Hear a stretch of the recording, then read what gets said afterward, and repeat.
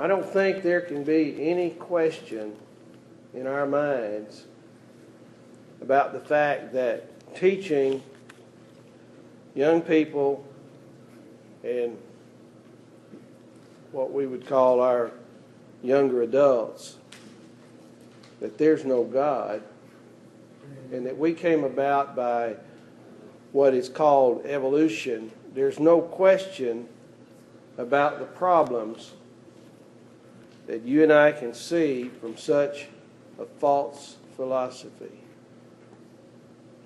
I'm not the smartest man in the room, and there are people who are a lot less intelligent than I am, and people more so. But that's not the way you determine whether or not you believe in God. Now, there are some people incapable of reasoning. That's a different issue. But people capable of reasoning, who are accountable for their actions, can reason whether or not they believe in the existence of God. In the 11th Psalm, the psalmist said, beginning with verse 1, a psalm of David, "In the Lord I take refuge. How can you say to my soul, flee as a bird to your mountain? For behold, the wicked bend the bow. They make ready their arrow upon the string to shoot in darkness at the upright in heart. If the foundations are destroyed, what can the righteous do?" David recognized there were people who were his enemies because he was a man of God. And he raised the question, well, if the foundations are destroyed, what can the righteous do? Think about the foundations of your faith. Do you believe in the beginning God created the heavens and the earth? And do you believe that without any shadow of a doubt? Do you believe that man took and made this earth as we know it, according to Hebrews 11 verse 2, out of things which are not seen or things that do not appear? Some say that means God made the earth out of nothing. Some say that He made it out of things that we can't see. I'd say it's both. This earth is not eternal. The world as we know it is wearing out. This earth is made out of dirt, and the atmosphere is oxygen, and all these elements that you may have studied in chemistry. But on the sixth day, God made man, and He made him with a mind, and He talked to him. He taught him His will. You do what I say and you'll live. You don't do what I say, and the day you do it, you'll die. Man's accountable to God. But in order to understand that, you've got to believe He exists. You have to believe that there is a God. And you've got to believe it beyond any shadow of a doubt, because the world in which we live would take away all the faith that you have if you let them do it. And they start with our young people in school. Now, when I went to grade school, whatever year it was, I was 5 years old when I started first grade. So about 1959, there wasn't any question about God in that classroom. There was a Bible on the teacher's desk. When I was in junior high, what they call middle school or maybe high school, our teacher had a devotional in the homeroom before we started the day. I didn't agree with her denominational convictions, but I appreciated the fact that she brought God into the classroom. But little by little, people started taking God out. When Charles Darwin came out in the 1850s with The Origin of Species and presented the idea that man is a product of organic evolution, people started to believe it. It was a very convincing book if a person had little faith in God to start with. Because there were a lot of people looking for other answers anyway. But we raised the question, if the foundations, as David asked, if the foundations are destroyed, Well, what can the righteous do? And I would even add to that, if there are no foundations, what are there? What do we have? What is the foundation of evolution and atheism? Precious people, there is none. You can't explain life coming from non-life. And you don't have to be beyond about the first or second grade to figure that out. Some kids younger than that can understand it. But what's happening, it's being planted into their little minds. There is no God, and you are not an eternal being. And all this nonsense about the Bible is simply not true. So we ask the question, what do we do? I have less time than I'd like, but I'll do what I can. Ashley Montague, who is now deceased, of Princeton University, once said that absolute truth belongs to one class of people, absolute fools.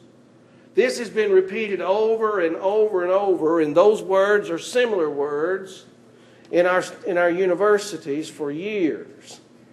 And the reason that people like Mr. Montague can say this is because nobody puts their hand over his mouth. The people who are over him believe the same things. They're more interested in science than they are in where we came from. And I can understand the educational system to a point in teaching that. But a professor standing up in a university and saying, you're a fool if you believe the Bible, then there is no such thing as a separation of church and state. He says what he wants to. You let the Christian stand up and see how far that gets him or her today. Brethren, we are at war. And I'm preaching this lesson tonight. I'm not concerned about you. I don't think I should be. No, it's these people that were up here on this front pew that I'm concerned about. And the ones who aren't are the ones that I'm concerned about. And young people who are in their 20s and 30s and 40s who are more interested in careers than they are finding out whether or not even God exists. You see, the argument today is not Acts 2:38. That's not the argument. The argument is this really from God? Or is there really a God that it could have come from? That's what our younger people are saying today. So if you're one of those people who believe in this book that we call the Bible, that it contains both absolute and understandable truth, then as far as Mr. Montague and his colleagues are concerned, you fall into the class of being an absolute fool. Now, how many people like to be called that? Come to a university for your education. Well, I know what God said about him in Psalm 14 and verse 1. The fool has said in his heart, there is no God. Now, people are going to have to decide in this day and age whether this is true or this Bible is true. And they're going to have to believe whether or not God exists. When I think about the impact of what we're talking about, there are people who are after the minds of our nation. I want you to think for just a moment about our socio-political challenges and what some of the arguments are about. We'll touch them in a moment. Well, where does this politician stand on abortion? If he or she is for it, I'll vote for them, because I figure they're going to give me everything I want monetarily. Well, that's not necessarily true across the board. No, if they are against abortion, I will vote for them because I believe they have high moral standards. I'm not drawing up a political discussion. I'm talking about what the discussions are about. All about taking human life from a child that's human from the time of conception. We'll do another lesson in depth on abortion, but that's one of the arguments. The other argument is, well, who has the right to marry? Our culture says anybody that wants to. It all started when they allowed people to get divorced for frivolous reasons, and then it just got worse and worse. Non-contested divorces. Now, males can marry legally, and females can marry legally. And the world can't see the inconsistency or the nonsense in that. So they want children. How do they get them? Well, they don't get them from that union. That's not the way it works. Never will work that way. And then all of the questions about the transgenderism and where you're going to the restroom. Is that not how ridiculous our society has become? And it all started when people started chipping away at the very foundations of where we came from. That's where it started. Now look where it's gotten us. Of course, the atheists and the evolutionists and the humanists will deny that they blame us for it. Yeah, we are the ones that cause all this division. So if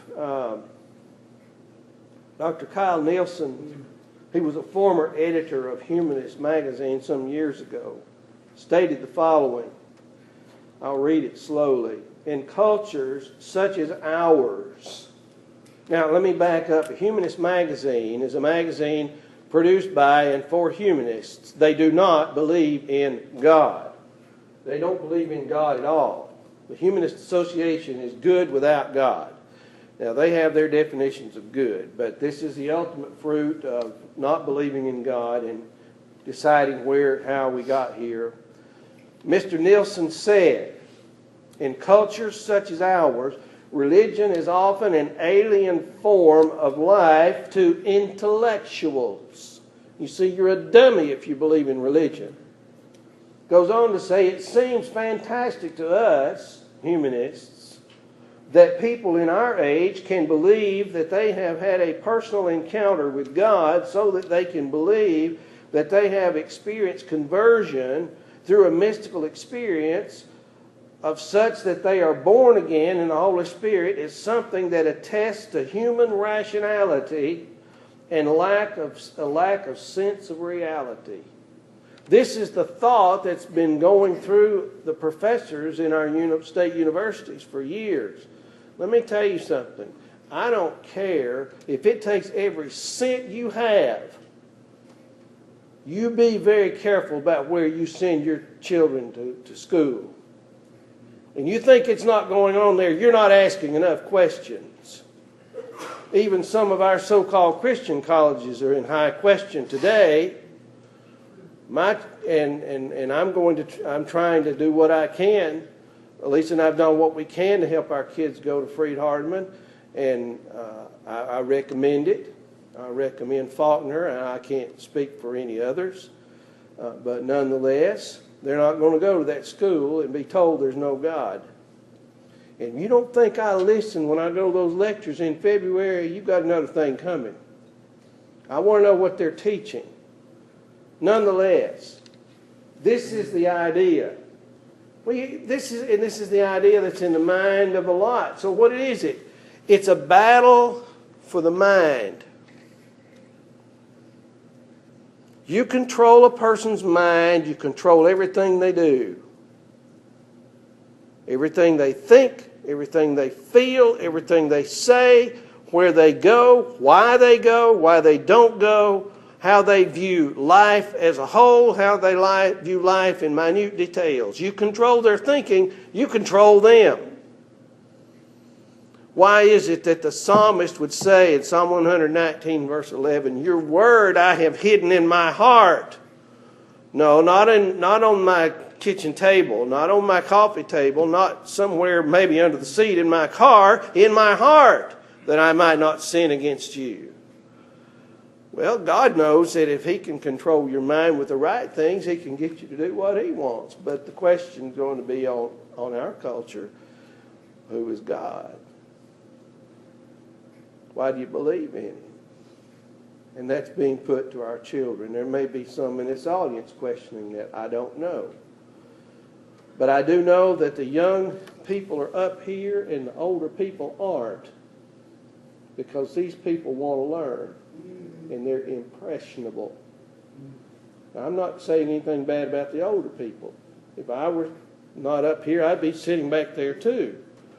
But I would hope that I'd be listening if I didn't know. But why is it? Mason, come up here and sit. And what does he do?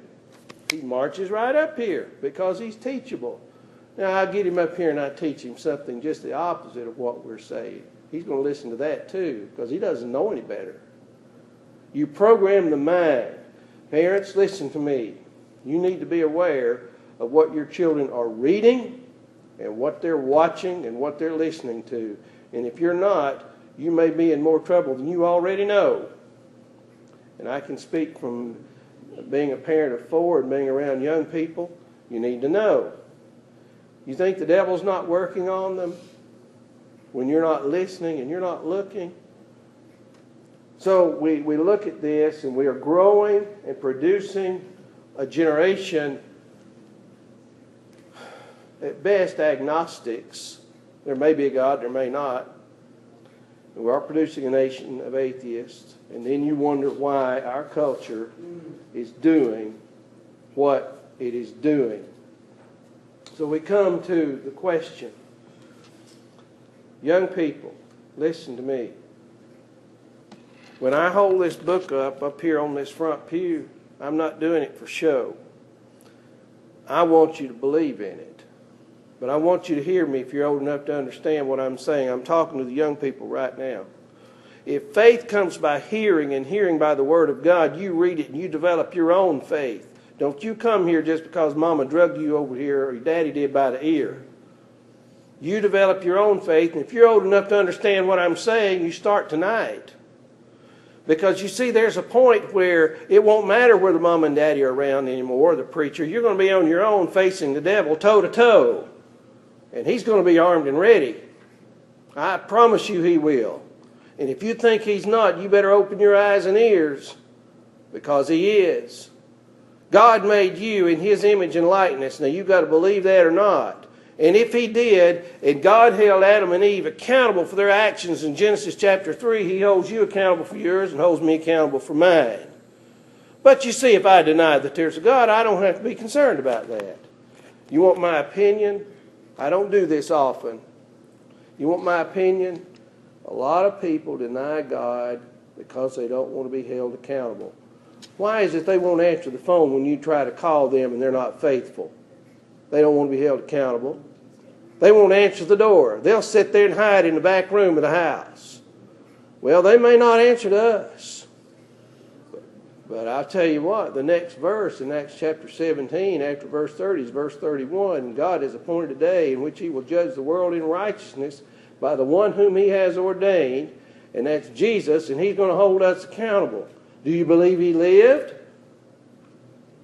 Do you believe he existed? We've got people telling our young people there's no historical Jesus. And if you're not grounded, you're going to believe that. I don't have all night, but I could take it because I've been reading up on this, and I'm hot about it because it's stealing our people. There are people right that have been in this building months ago, told me not long ago, Jesus is not a historical figure. Hadn't been long till that man was standing up here leading prayer right here. You tell me he's not after the older folks too? You leave the door cracked and the devil won't just put his foot in there. He'll put his head in and he'll squeeze till he's all the way inside, and he'll do whatever he wants to. So we do have some concern. Made in God's image and likeness, Genesis 1, 26 and 27. In Acts chapter 17 and verse 28, the Apostle Paul stood on Mars Hill and told the people of Athens, Greece, talking about God, in him we are the offspring of God. Amidst all those idols. Well, was Paul right? Young people, was Paul right? Are we the offspring of God? Or do we come from some idol that some man made to start with? Did we really come from some primordial slime and eventually evolve into human beings? Did we really? Where then are the missing links? You get a scientist to show me the missing links and I'll believe him. But he won't find them. They say they're there, but they lie. A man who doesn't believe in God has no morals or ethics. He lies. But you take Adolf Hitler, a little more than 60 years ago. What did he do? He dismissed God kill millions of Jews without a conscience, without a thought. In our own present day, a time when men and women with old age or incurable diseases, they're being requested to have their lives taken. You remember Dr. Kevorkian? I believe he's from Michigan. People gave him money to use his machine to take their life. If you believe in God, you don't do that. Your time will come. But you see, it's come to the point, if it's little babies, what about the mentally retarded? They don't like that word, but the people who don't have the mental capacities, they're in our way. These old people. Now I'm telling you, there are people thinking like that. You better thank God for the church, because there are people sitting right here that might not be living in some cultures. They would just let you lie on the street and die. That's the result of not believing in God. And then you take the abortion issue. I want to jump down a couple of lines here. January 14, 2016. As of that date, there have been 58,586,256 abortions since Roe v. Wade in 1973. About an hour and a half ago, watching the world clock and the U.S. population clock, so at about 4:20, I think it was, the U.S. population was 324,072,985. You divide that number by the top number, and you get greater than 20% of our population has been snuffed out by abortions. Better than 20% since 1973. Does that bother you a little bit? Why? Because it was human lives that were taken. It may be fetal in its growth, just like a child is an infant when it's born, but it is a human being from the time of conception. I don't care why a young girl gets pregnant. There are better answers than that. There are better options than that. Teach them to love and appreciate the sanctity of human life. Because our culture says there's no God, so it doesn't matter. You see the connection. You don't have to answer to anybody except for yourself. So we go back a little bit and we look at some things, and we see the Humanist Association, and we consider this. But I want to read some things to you that you may not know about. In 1933, the Humanist Association wrote up what was called Humanist Manifesto 1. In 1973, they produced Humanist Manifesto 2. And as far as I understand, it's still extant as the American Humanist Association's primary document. I do not have time to read all of this because it's 18 pages long and you don't want me to, but I'm pulling out some things that are in this second Humanist Manifesto. And I don't have it on the screen. Traditional moral codes and newer irrational cults both fail to meet the pressing needs of today and tomorrow. Now that would just lump us in there with it. But traditional moral codes, let me ask you, what is a traditional moral code? How about the Old Testament? At least the moral codes of it. How about the words of Jesus regarding the way we live and marriage and adultery? What Paul would say about lying.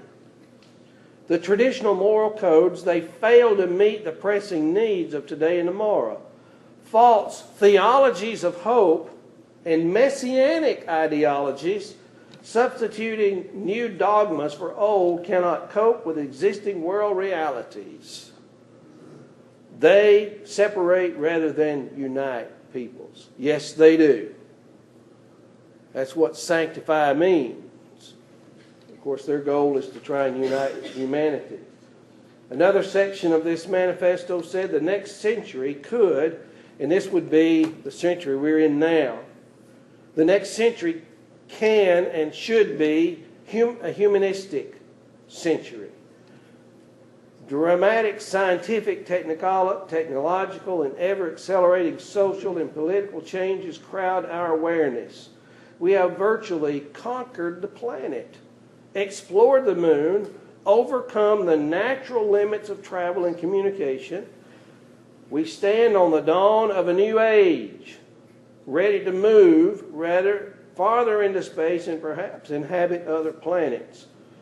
Using technology wisely, we can control our environment, conquer poverty, markedly reduce disease, extend our lifespan, significantly modify our behavior after the course of human evolution.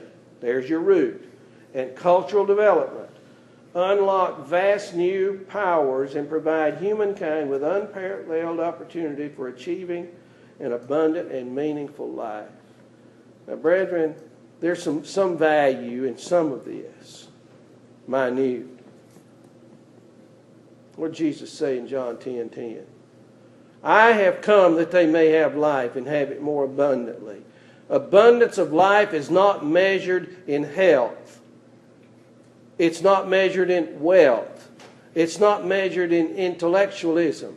It's measured in a connection to God by the blood of Jesus. But they don't believe that. Another section here says the future is, however, filled with dangers. And they mention overpopulation. Oh, how are they dealing with that? Traditional moral codes and newer irrational cults both fail to meet the pressing needs of today and tomorrow. False theologies of hope and messianic ideologies, substituting new dogmas for old. They separate rather than unite people. Then it comes to the section on religion. First, in the best sense, religion may inspire dedication to the highest ethical ideals, the cultivation of moral devotion and creative imagination is an expression of genuine spiritual experience and aspiration. We believe, however, that traditional dogmatic or authoritarian religions that replace revelation, God, ritual, or creed above human needs and experience do a disservice to the human species.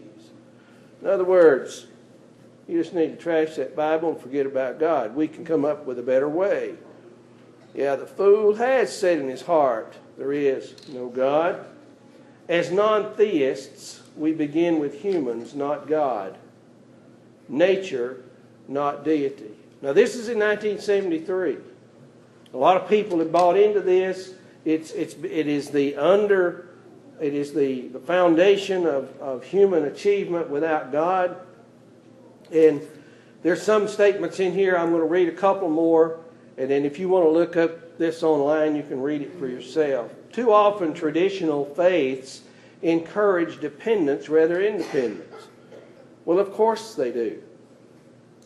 Where does man get without God? Obedience rather than affirmation. Oh, we need to affirm you. And what has happened? Everybody gets the same thing for doing the same thing regardless of what they've accomplished. You see it? Everybody gets a trophy. Everybody's a winner. Well, why should I compete then?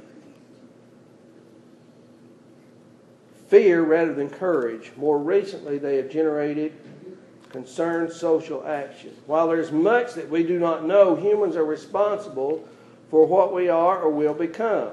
In other words, no deity will save us. Now, these are the words. No deity will save us. We must save ourselves. And on it goes, and I won't read all of it to you, but you kind of get the idea of the Humanist Manifesto and what it was trying, what it was teaching, and where it ultimately could take us and has taken us. So what then is next? What is the theory of evolution? The American Heritage Dictionary defined evolution as the theory that groups of organisms as species, many change with passage of time. That's not proven, young people. Many change with passage of time. That is not proven. Where are the missing links if that's so? Do species change to some degree? Oh, yes, they adapt. But to change from one species to another, and it says they may change with a passage of time so that descendants differ morphologically and physiologically from their ancestors. Well, that's what evolution teaches. But my question at this point is then, if there's no God, where did life originate? Where did life originate? Life does not come from non-life. Something had to have lived in order to produce life. And whatever that something is, it had to be or has to be eternal. Because life doesn't come from non-life. It had to have been alive eternally. Somebody says, I don't understand that. I don't either, but I believe it. Well, what does evolution teach then? What does it do? It destroys the system of morality. If there's no God, and this didn't come from God, you are your own moral standard. You come up with your own codes. You figure it out. The situation will determine it. Situation ethics. If it works in this situation, it may not work in that one, but it'll work in this one. If it works in this one, it's okay. As long as it doesn't hurt anybody. And on the statements go. I have never seen a sin that didn't hurt somebody. There's no such thing as a sin that doesn't hurt somebody somewhere. Somebody says, well, I don't know about it. That doesn't change the fact that it happened. It does happen. If it was not harmful to us, God would not have condemned as he did. Now, I want you to see some things that I took, these pictures I took this afternoon off the American Humanist Association website, and you want to see the ultimate fruit of evolution and atheism and humanism, and this is on their site. Number one, humanism begins at home. Teach your children yourself. Okay? I think that's a biblical concept, and the concept itself works. I could have raised a house full of unbelievers. Now, they may not have all agreed to it, but I could have sure gotten the wheel started on it. I could have done that. And it has activities for children and parents working with their children to make humanists out of them. That's the whole purpose of it. The Feminist Humanist Alliance, shaping the world we want to live in through compassion, education, and promoting social liberalization. Well, that sounds pretty good till you read the fine print. What they are about. The Feminist Humanist Alliance is a national network of women. This is right off the site now. Genderqueer and trans people committed to the principles of humanism and inclusive feminism. That's on the site. They said that.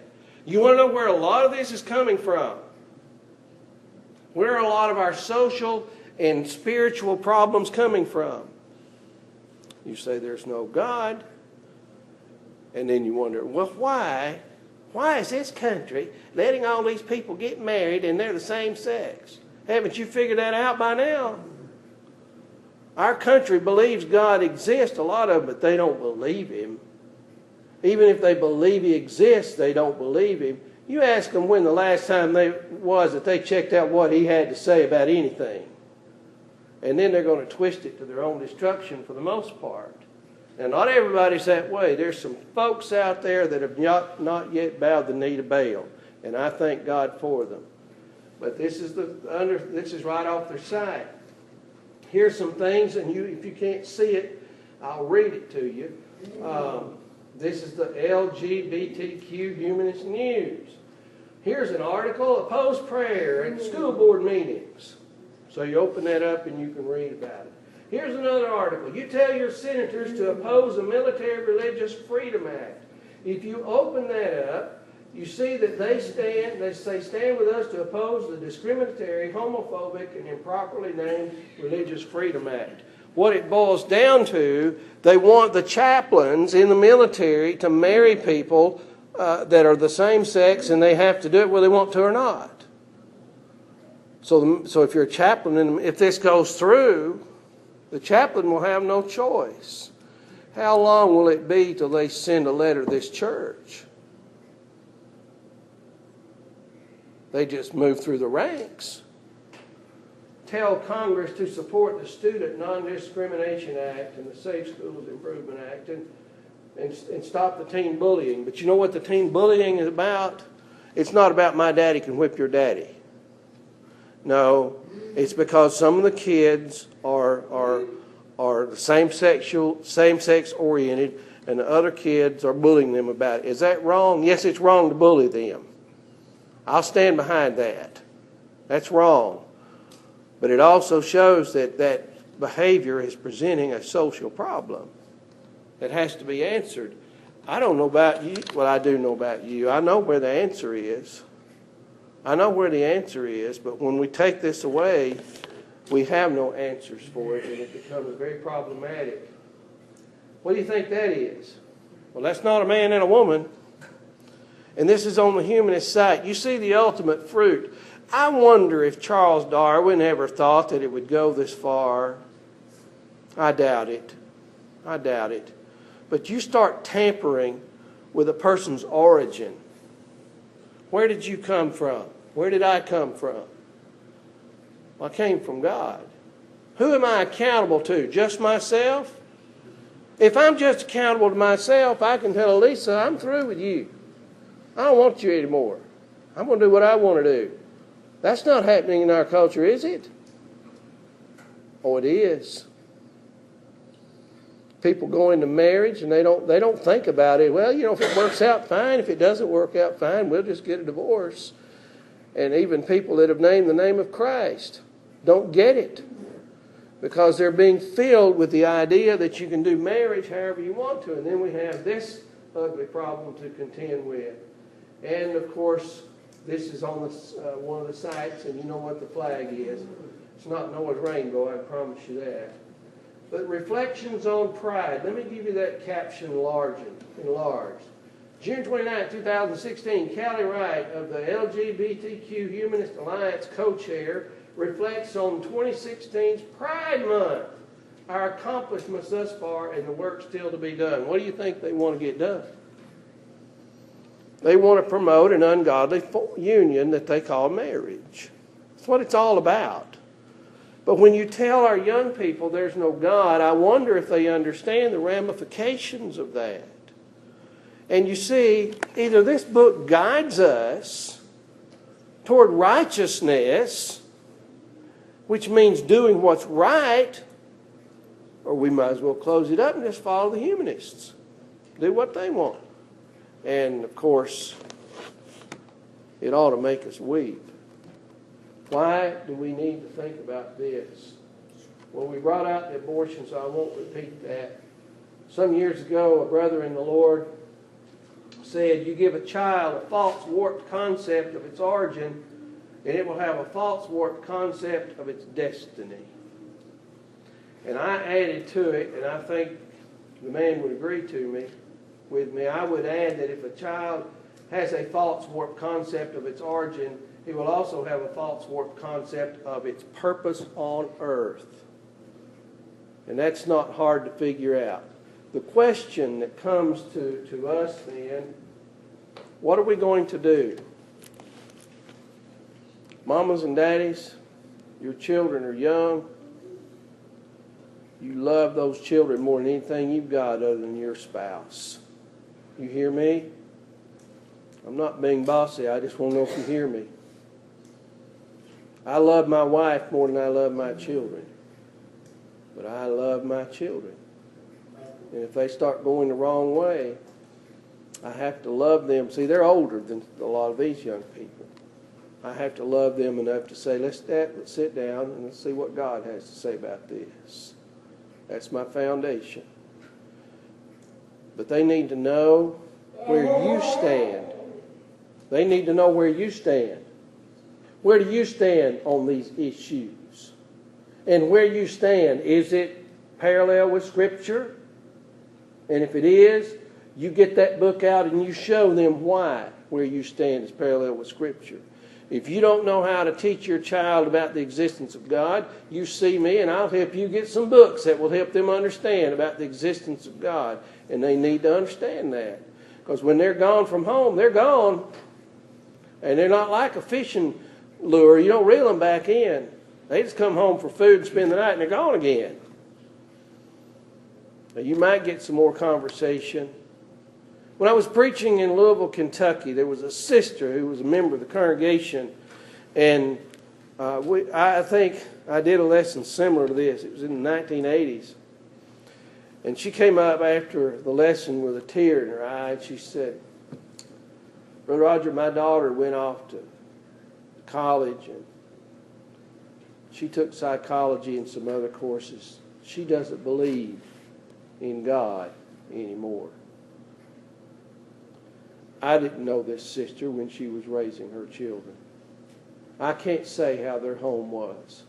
I'm not in a position to pass judgment on that. All I do know, though, is while we have them young and impressionable, we better take advantage of every minute that we have. Because when they go off to college, some professor is going to stand up there and say, "You're a fool if you believe in God. You're a fool if you believe the Bible came from God." And on with the diatribe of lies. Train up a child in the way that he should go. And when he's old, he will not depart from it. We have a job to do. Because our young people are being lost to worldly thinking. Why are so many of our young people today not even getting married? They're having sex outside of marriage, and they don't know that that's wrong. They don't know it's wrong. And then they say, "Well, we'll just live together and see how it works out." They don't know that's wrong.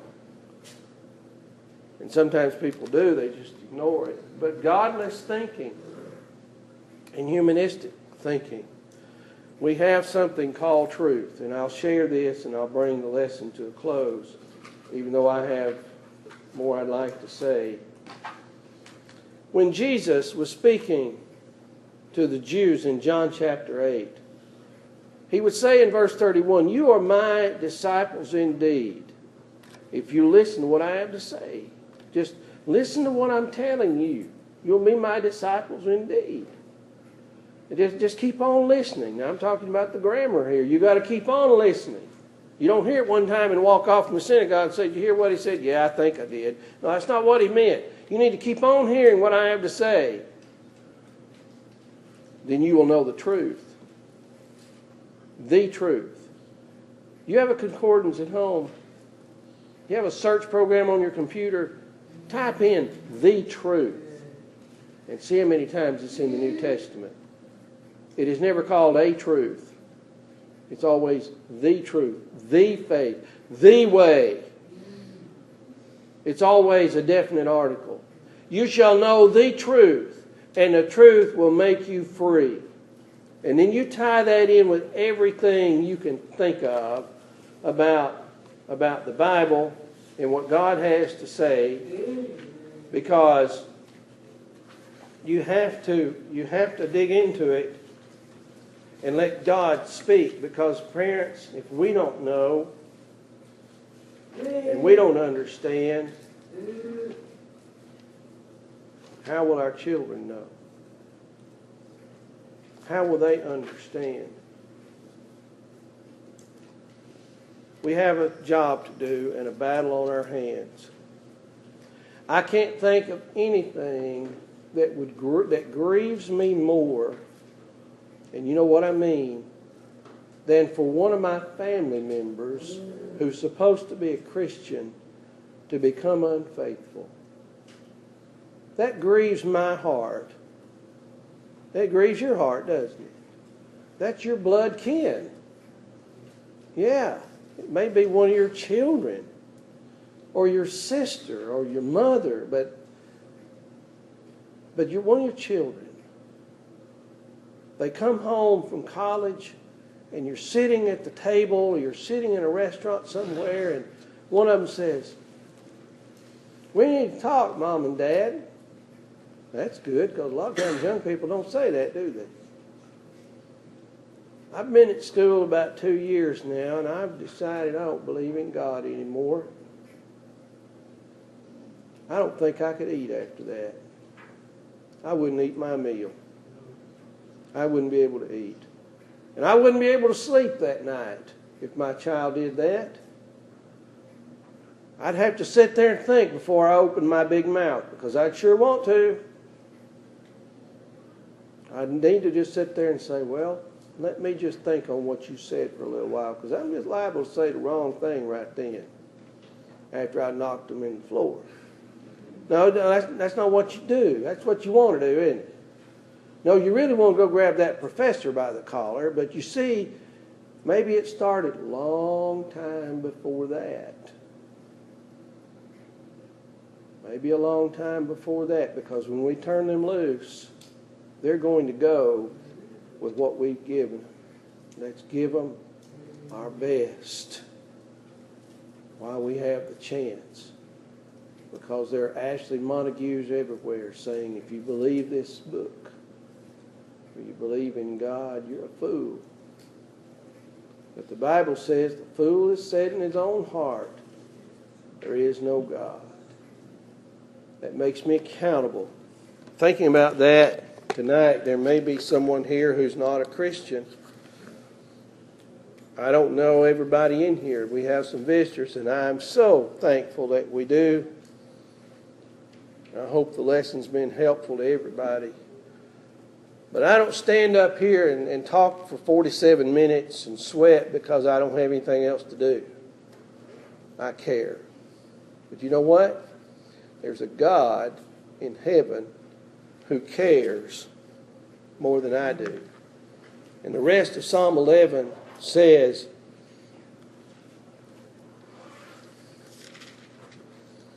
the Lord is in his holy temple. The Lord's throne is in heaven. His eyes behold, and his eyelids test the sons of men. Are you listening, Mr. Atheist? I'm putting you on YouTube, so you just get ready for it. He's testing you. The Lord tests the righteous and the wicked. Did you catch that? He tests the righteous and the wicked. And the one who loves violence, his soul hates. Upon the wicked he will rain snares, fire and brimstone and burning wind, and the portion with their cup. For the Lord is righteous. He loves righteousness. The upright he will behold his face. The upright will behold the face of God. I don't know what he looks like, but before him, I'll stand here and tell you right now, I know he exists. And I know Adam came from him. And I know you and I are descendants of that man and his wife, made in God's image and likeness. And Jesus died for my wretched soul so I could see God's face. You may be here tonight and you're not ready for that. Don't let the world tell you different. Trust God, trust Jesus, trust the Bible. Come tonight confessing, as we studied with the young people, hearing, believing, confessing, being baptized to have your sins washed away. There is a God, and he has a Son, and his name is Jesus, and he stands at the door and knocks as we stand and sing.